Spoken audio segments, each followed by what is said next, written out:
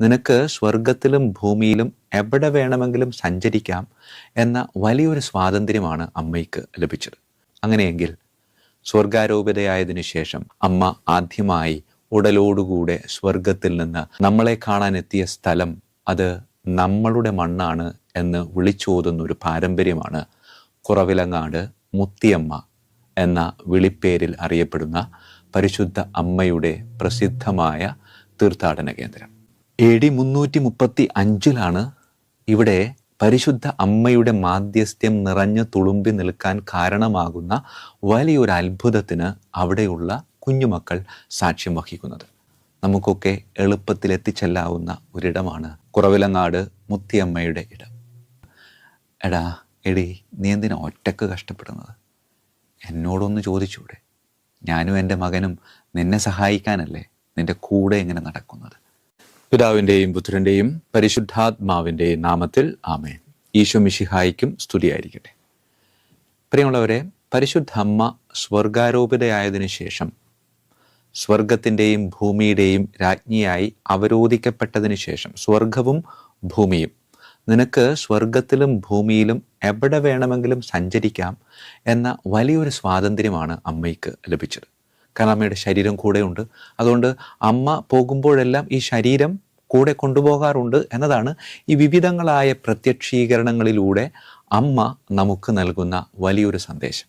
അങ്ങനെയെങ്കിൽ സ്വർഗാരോപിതയായതിനു ശേഷം സ്വർഗത്തിൻ്റെയും ഭൂമിയുടെയും രാജ്ഞിയായി അവരോധിക്കപ്പെട്ടതിന് ശേഷം അമ്മ ആദ്യമായി ഉടലോടുകൂടെ സ്വർഗത്തിൽ നിന്ന് നമ്മളെ കാണാനെത്തിയ സ്ഥലം അത് നമ്മളുടെ മണ്ണാണ് എന്ന് വിളിച്ചോതുന്ന ഒരു പാരമ്പര്യമാണ് കുറവിലങ്ങാട് മുത്തിയമ്മ എന്ന വിളിപ്പേരിൽ അറിയപ്പെടുന്ന പരിശുദ്ധ അമ്മയുടെ പ്രസിദ്ധമായ തീർത്ഥാടന കേന്ദ്രം.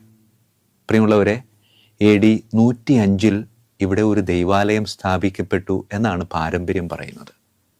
AD 105 ഇവിടെ ദൈവാലയം സ്ഥാപിക്കപ്പെട്ടു എന്ന് പറയുന്നു. AD 335 ഇവിടെ പരിശുദ്ധ അമ്മയുടെ മാധ്യസ്ഥ്യം നിറഞ്ഞു തുളുമ്പി നിൽക്കാൻ കാരണമാകുന്ന വലിയൊരു അത്ഭുതത്തിന് അവിടെയുള്ള കുഞ്ഞുമക്കൾ സാക്ഷ്യം വഹിക്കുന്നത്. പ്രിയമുള്ളവരെ, ഇതിൻ്റെ ചരിത്രപരത, ഇതിൻ്റെ വിശ്വസനീയത ഇതൊക്കെ ആധികാരികമായി തെളിയിക്കപ്പെട്ടിട്ടുണ്ടോ എന്ന് ചോദിച്ചാൽ അതിന് കൃത്യമായിട്ടുള്ള ഉത്തരമില്ല. പിന്നെ ഇവിടെ ഞാൻ ഇങ്ങനെ നിൽക്കുന്നത് ഈ ദിവസങ്ങളിലൊക്കെ വിവിധ സ്ഥലങ്ങളിൽ പരിശുദ്ധ അമ്മ കടന്നു വന്നതുമായിട്ടുള്ള കാര്യങ്ങളെപ്പറ്റി ധ്യാനിച്ചപ്പോൾ അമ്മയ്ക്ക് ഇതല്ല ഇതിലും അപ്പുറം ചെയ്യാൻ സാധിക്കും എന്നൊരു ബോധ്യമുള്ളതുകൊണ്ട് ഇത് ഞാൻ ആഴമായി വിശ്വസിക്കുന്നു.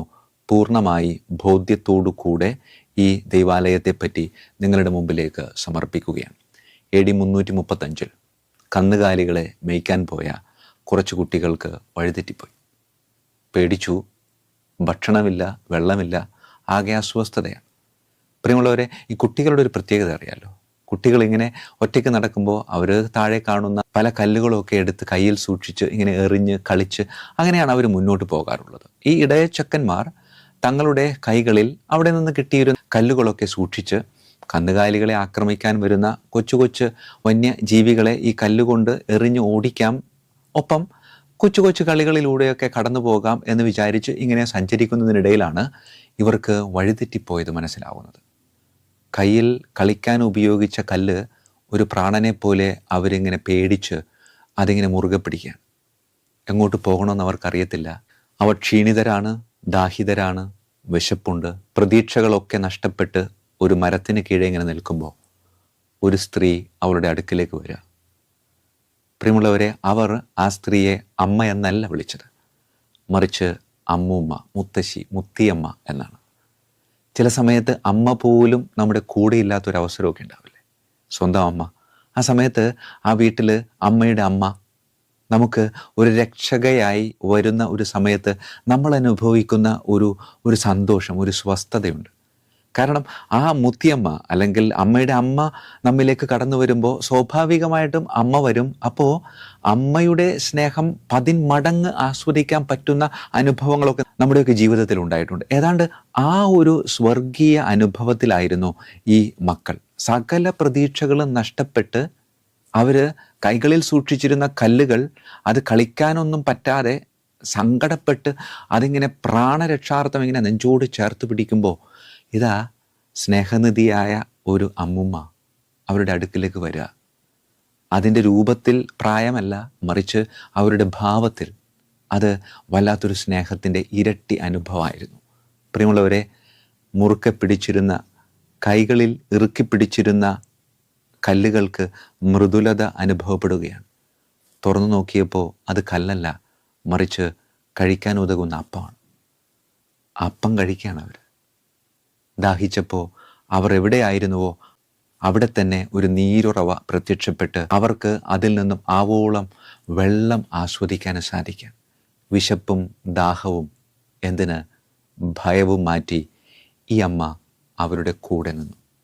എന്നിട്ട് അവരോട് പറഞ്ഞു, എനിക്ക് ഇവിടെ ഒരു ദൈവാലയം പണിയണം.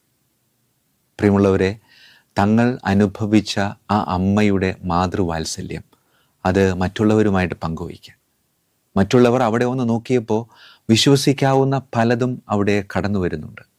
അവർ ആസ്വദിച്ച വെള്ളത്തിൻ്റെ ആ ഉറവ അവിടെയുണ്ട്, അതിപ്പോഴും അവിടെയുണ്ട്. പ്രിയമുള്ളവരെ, പരിശുദ്ധ അമ്മ ഏതൊരു പ്രതികൂല സാഹചര്യത്തിലും കൂടെ ഉണ്ട് എന്ന വലിയ ഉറപ്പ് നൽകിയ ലോകത്തിലെ തന്നെ ആദ്യത്തെ പ്രത്യക്ഷീകരണം. പ്രിയമുള്ളവരെ, അമ്മ നമുക്ക് നൽകുന്ന വലിയൊരു സന്ദേശം എന്ന് പറയുന്നത്, നിങ്ങൾ എത്രയൊക്കെ വേദനയിലൂടെ കടന്നുപോയാലും ഞാൻ നിങ്ങളുടെ കൂടെ ഉണ്ടാകുമെന്ന്.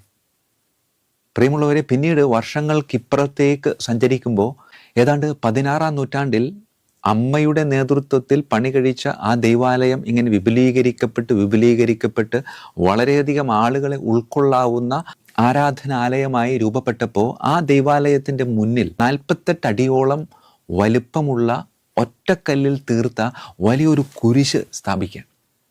പ്രിയമുള്ളവരെ, നമുക്കറിയാം 48 അടി ഉയരമുള്ള അതും ഒറ്റക്കല്ലിൽ തീർത്ത കുരിശ് ഒരു സ്ഥലത്ത് സ്ഥാപിക്കുക എന്ന് പറഞ്ഞാൽ ടെക്നോളജി ഒന്നും വലുതാകാത്ത 16-ാം നൂറ്റാണ്ടിലാണ്.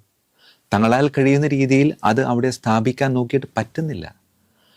അവസാനം അവർ അവശരായി സകല പ്രതീക്ഷകളും നഷ്ടപ്പെട്ട് അവിടെ ഇരിക്കുമ്പോൾ അമ്മ വീണ്ടും അവിടേക്ക് കടന്നു വരികയാണ്. AD 335 ഞാൻ ഈ കുഞ്ഞുങ്ങൾക്ക് പ്രത്യക്ഷപ്പെട്ടത്, ഈ കാലഘട്ടത്തിൽ ആർക്കെങ്കിലും അത് വിശ്വസിക്കാൻ ബുദ്ധിമുട്ടുണ്ടെങ്കിൽ ഇതാ വീണ്ടും ഞാൻ നിങ്ങൾക്ക് അടയാളമായിട്ട് വരുന്നു എന്ന ഒരു പ്രതീതിയോടു കൂടെയാണ് കൽക്കുരിശ് നാട്ടാൻ കഷ്ടപ്പെട്ടിരുന്ന അവരുടെ ഇടയിലേക്ക് ഇത് അമ്മ വീണ്ടും വരികയാണ്.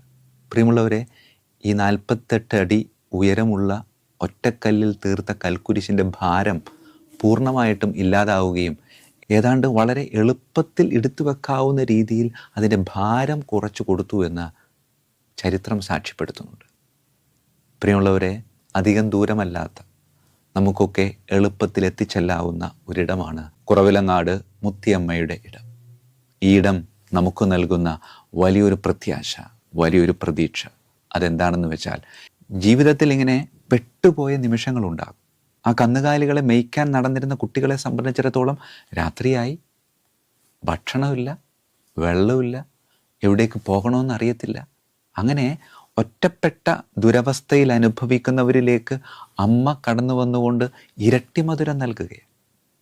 പ്രിയമുള്ളവരെ, ജീവിതത്തിൽ അമ്മ നൽകുന്ന വലിയ പാഠവും അത് തന്നെയാണ്.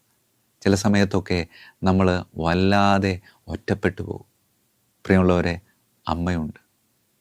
അമ്മ വരുന്നത് ഒറ്റക്കല്ല, മറിച്ച് പുത്രനെയും കൊണ്ടാണ്. ജീവിതത്തിൽ എടുത്താൽ പൊങ്ങാത്ത ഭാരങ്ങളൊക്കെ നമ്മുടെ കൂടെ ഇങ്ങനെ നിൽക്കുമ്പോൾ, നമ്മളതിങ്ങനെ എടുത്തുയർത്താൻ വേണ്ടി ഒറ്റക്ക് കഷ്ടപ്പെടുമ്പോൾ അമ്മ നമ്മോട് പറയുന്നുണ്ട്, എടാ എടി, നീ എന്തിനാ ഒറ്റക്ക് കഷ്ടപ്പെടുന്നത്? എന്നോടൊന്ന് ചോദിച്ചൂടെ? ഞാനും എൻ്റെ മകനും നിന്നെ സഹായിക്കാനല്ലേ നിൻ്റെ കൂടെ ഇങ്ങനെ നടക്കുന്നത്. അതേ പ്രിയമുള്ളവരെ, ആ ഒരു ബോധ്യമാണ് ഈ അമ്മ നമുക്ക് നൽകുന്നത്. അതുകൊണ്ട് എളുപ്പത്തിൽ ചെന്നെത്താവുന്ന ഒരു ദൂരത്ത് നമുക്ക് വേണ്ടി കാത്തു നിൽക്കുന്ന ഒരമ്മ ആയതിനാൽ, പ്രിയമുള്ളവരെ, സ്വർഗാരൂപിതയായ അമ്മ സ്വർഗത്തിൻ്റെയും ഭൂമിയുടെയും രാജ്ഞിയായി മാറിയതിന് ശേഷം സ്വർഗത്തിൽ നിന്ന് മക്കളെ കാണാനിറങ്ങി അന്ന് ആ ഇടയ ബാലന്മാർക്ക്, ആ ഇടയ കുട്ടികൾക്ക് നൽകിയ സന്ദേശം അത് അവർക്ക് വേണ്ടി മാത്രമല്ല, മറിച്ച് ലോകം മുഴുവനിലുമുള്ള ഓരോ മക്കൾക്കും വേണ്ടിയാണ്. അത് എനിക്കും കൂടെ വേണ്ടിയാണ്. ആ സന്ദേശം വേറൊന്നുമല്ല, ഒറ്റപ്പെട്ടു പോയേക്കാം, കഷ്ടപ്പെട്ടു പോയേക്കാം, എടുത്താൽ പൊങ്ങാത്ത ഭാരം കൂടെ ഉണ്ടായേക്കാം. പ്രിയമുള്ളവരെ, അങ്ങനെ ഉണ്ടാകുമ്പോൾ നീ വിചാരിക്കരുത് നീ ഒറ്റയ്ക്കാണെന്ന്. നിൻ്റെ കൂടെ ഞാനും, എൻ്റെ കൂടെ എൻ്റെ മകനുമുള്ളപ്പോൾ നീ എന്തിനു പേടിക്കണം? അതേ പ്രിയമുള്ളവരെ, ഭയപ്പാടില്ലാതെ ചങ്കുറ്റത്തോടെ അമ്മയോടൊപ്പം മകൻ്റെ സാന്നിധ്യം അനുഭവിച്ച് ആ അമ്മയുടെ കരം ഗ്രഹിച്ചുകൊണ്ട് മകനിലേക്ക് നടന്നെടുക്കുവാൻ ഈ കുറവിലങ്ങാടുള്ള മുത്തിയമ്മ നമ്മെ ക്ഷണിക്കുമ്പോൾ സ്വീകരിക്കാം ആ ക്ഷണം. ധൈര്യസമേതം മുന്നോട്ട് പോകാം. കരങ്ങൾ കൂപ്പാം, കണ്ണുകളടക്കാം. കാരുണ്യവാനായ കർത്താവെ, പല സമയത്തും ഞാനും വല്ലാതെ ഒറ്റപ്പെട്ടു പോയിട്ടുണ്ട്. ചില സമയത്തൊക്കെ വഹിക്കാൻ പറ്റാത്തത്ര ഭാരം ജീവിതത്തിലേക്ക് കടന്നു വന്നിട്ടുണ്ട്.